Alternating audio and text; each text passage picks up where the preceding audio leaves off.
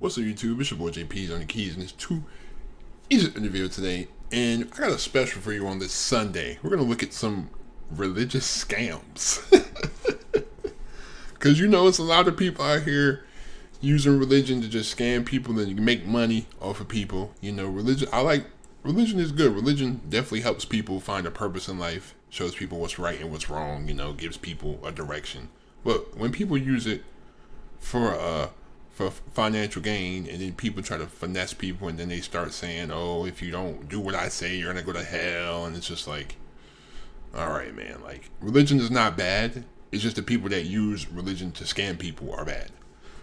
And if you didn't see my recent community posts, your boy, I can't fit on my head no more, but just graduated college yesterday, so I'm feeling alright about that. Give me the bachelor's and whatnot, But without further ado, let's watch some of these religious scams, because this is funny. Bible formed with oil. Shout out to Frankenstein's Lab, another channel I watch, because I saw they did a video on this like a couple months ago.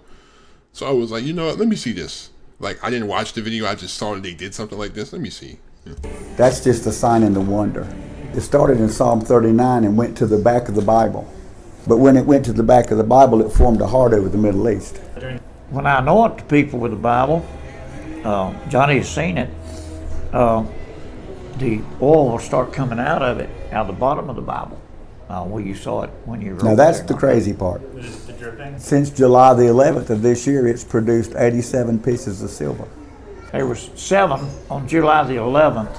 There was 7 showed up.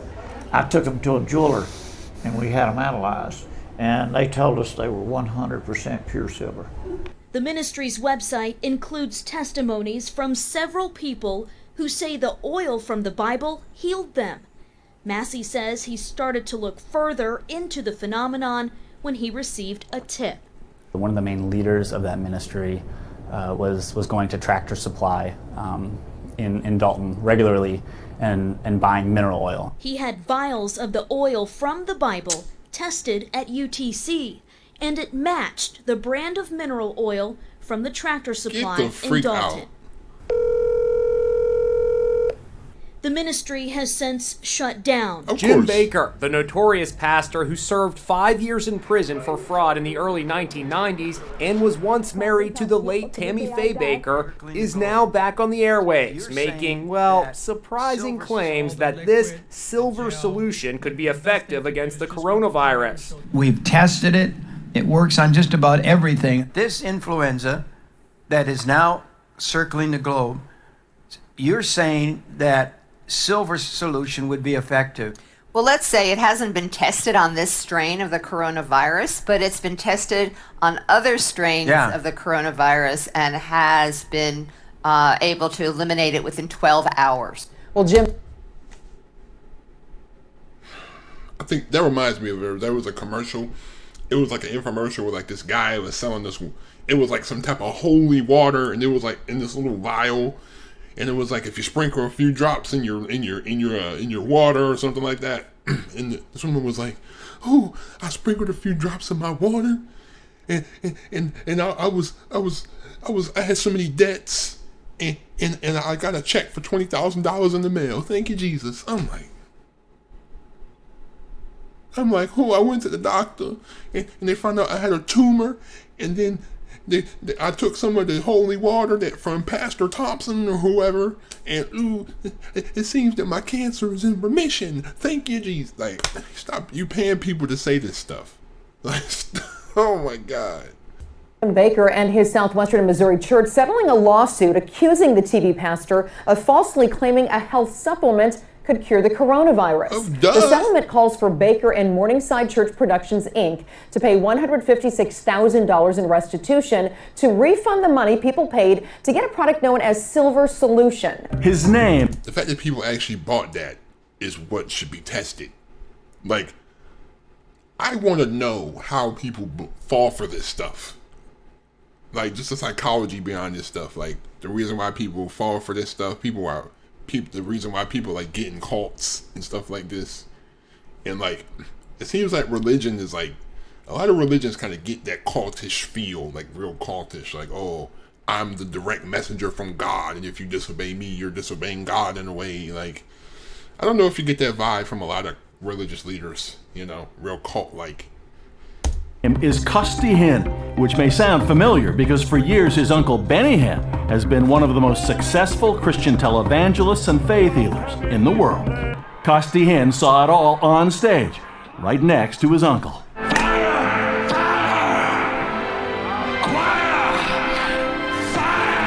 You've seen some of those on TV. You know, he goes, fire on you, and people just go spinning and flying through the air. And the job was simple. Look good in a suit and don't drop them. So I was a catcher as well. And Custy Hinn says he got an inside view of ministry business. He admits taking a share of the Nightly Crusade collection, which could total hundreds of thousands of dollars in cash. Of course, they collect, they finessing people and collecting and stealing your money while they at it too. And they got all the offering plates. Oh my gosh, remember those big camp meetings they used to go to during the summer? They would have them offering plates go around, and then the church would be like, oh, we need $100 more. I'm like, huh? I saw the stories about healing, but I never once saw a real healing. I never once saw my uncle or anyone else for that matter go and lay hands on someone and say, in Jesus' name, rise and walk. I remember a man in Sault Ste. Marie, Ontario, that turned into a snake before my eyes, and a man was raised from the dead on the platform. That's a fact, people. We have it on video. You know what the track record shows? That men like my uncle, they are devouring people. Custy Hinn blames that on what's known as the prosperity gospel. The theology, it's estimated, has earned his uncle as much as $100 million a year. Yeah, so the way that the prosperity gospel works is that if you believe in Jesus and you follow Jesus, that he is going to make you happy, healthy, and wealthy. The problem is it's just like a Ponzi scheme. The only guy getting rich is the guy at the top. See, giving is a major part of the whole Christian doctrine. But do you believe that if someone gives money to the ministry, that more will come back to them? Yes. Absolutely. No, but do you worry at all that sometimes your message will be heard by someone in the most dire circumstances? It's a sort of roulette wheel, a sort of gamble with God. Okay, well, I can't pay the rent, but I'll give it to Joyce and we'll see what happens. Do you worry at all that happens? I totally know. I don't worry about that. All you've got is $1,000. Listen, that's not enough money anyway to buy the house. You're trying to get in the apartment. You're trying to buy the house. That's not enough money anyway. You get to that phone and you put that seed in the ground and watch God work it out. Neat, brother. Oh, you don't have $1,000 to pay for your house? Well, give it to me then. Hey, give it to me then. Hey, you don't need that 1,000. Hey, give it to me. Like, that's crazy. Like, people are out here really, you're convincing people that them giving their absolute last is gonna bring some good luck to them. Like, why don't you, like... Bob Jones. He didn't know we were filming with hidden cameras. We told him we worked for people trying to start a new TV ministry in the States. Jones told us Grant does send a couple of $1,000s a month to Haiti, but that Grant is just one of the evangelists claiming Jones' orphanage, and said if we liked, we could claim it too. In Dallas, fix you up a sign on a canvas. Roll it out. Welcome to Haiti. Put your name on there, whatever you want. Then we take these kids and have them stand out here and string this sign out in front of them, and then you're down at back of the sign of a couple kids on either side of you. And let's say we planned to use the kids to raise a lot of money, but wanted to keep 95% of it for ourselves. Jones would sign on. Let's say you sent me $25 per month for each one of my children. And then you turn around and you raise $500 for each child for that month. The thing of it is, the way I look at it is, the 25 is the 25 I wouldn't have gotten otherwise. And if you didn't raise it, I wouldn't get it. So I'm happy with that. I just want a little piece of it. But the law says you can't mislead people about the money you raise and where it goes. It's the kind of thing that put Jim Baker in jail. Jim Baker, he wouldn't have got into it if he had handled it right. But he didn't, he didn't handle it right. Jones told us the way to handle it is send him all the money we raise, and he'd find a way to send back to us what we agree on. a kind of laundering scheme.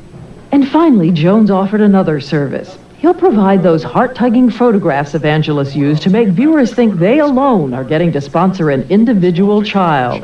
Everybody wants a real poor, the skinnier the child is, and then hopefully you make him cry when you take his picture. I've even had to pinch him just a little bit. We're told Grant would have...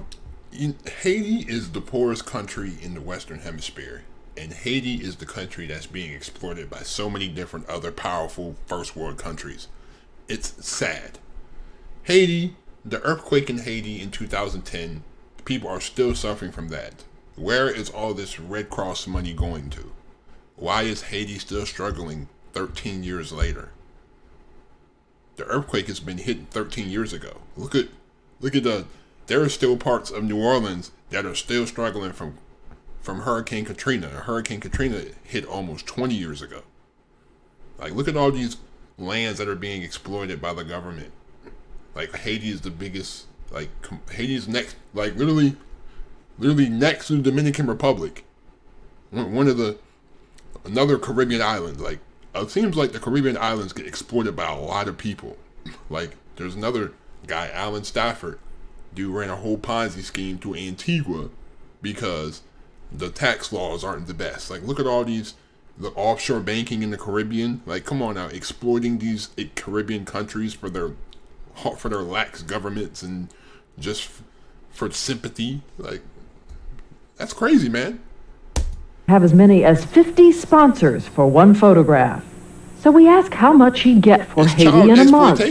And we were told in 1 month, for example, $350,000 in a month. When in fact he was only sending down $2,000 to $4,000. According to an academic Canadian that's ultimate child exploitation. Ooh, Mother Teresa? Oh, hold on. Let me see. Hold on. What you got to say about Mother Teresa?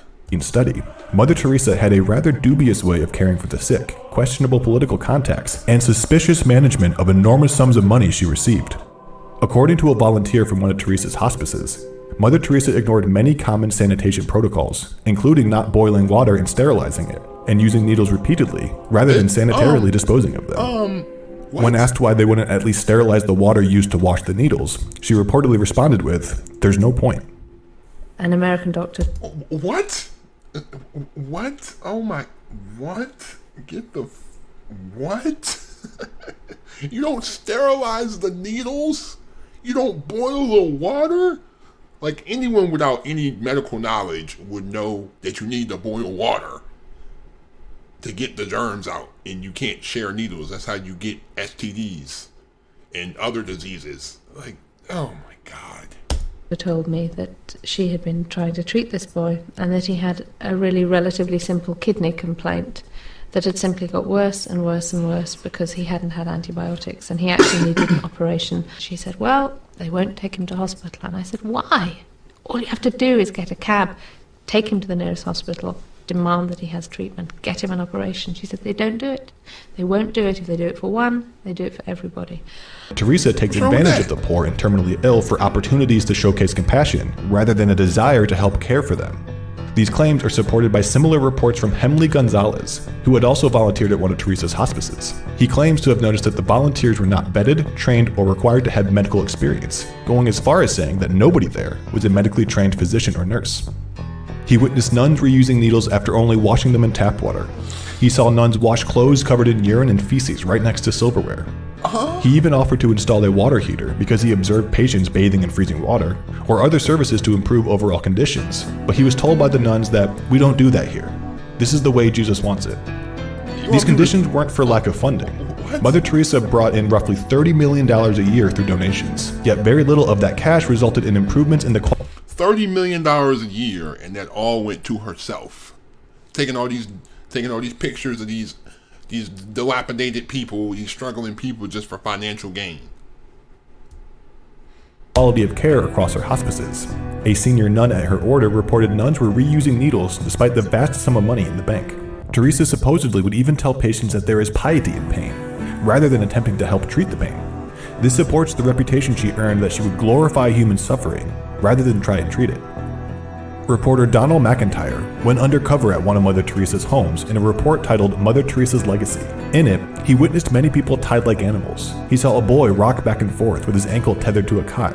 He overheard some volunteers laughing about a boy who had peed on a volunteer because he was tied to his bed.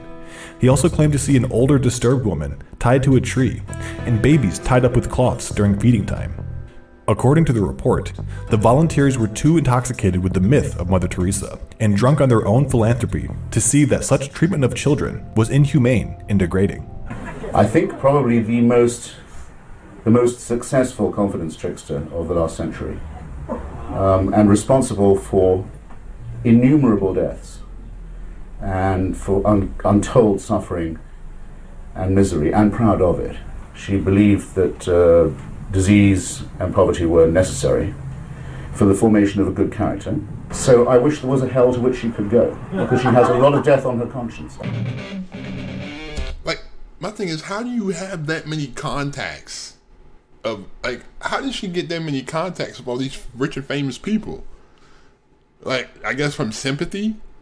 So she, like, scammed her way into meeting Princess Diana and Bill Clinton and all these big people, from taking pictures with the sick and making it seem like she was healing these people.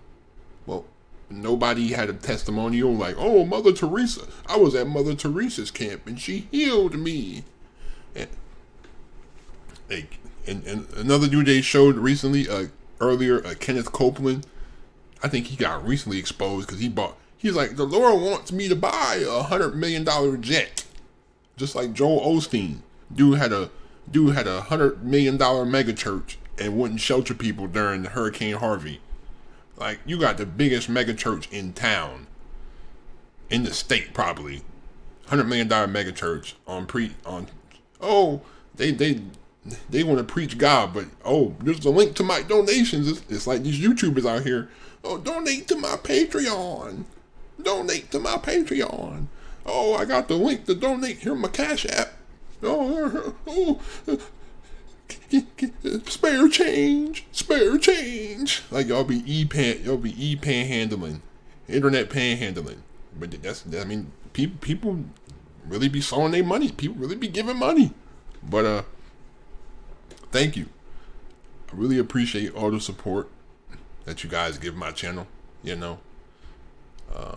Thank you for all the support. I just said that. I say it again. Hit that like, hit that subscribe button if you're new to my channel. Turn on my post notifications. Had to give y'all a religious video on this Sunday, on this Sabbath. Unless you're in other religions where Saturday is the Sabbath. But anyway, please be safe. Have a great day. Stay on the grind. I'm out. Peace.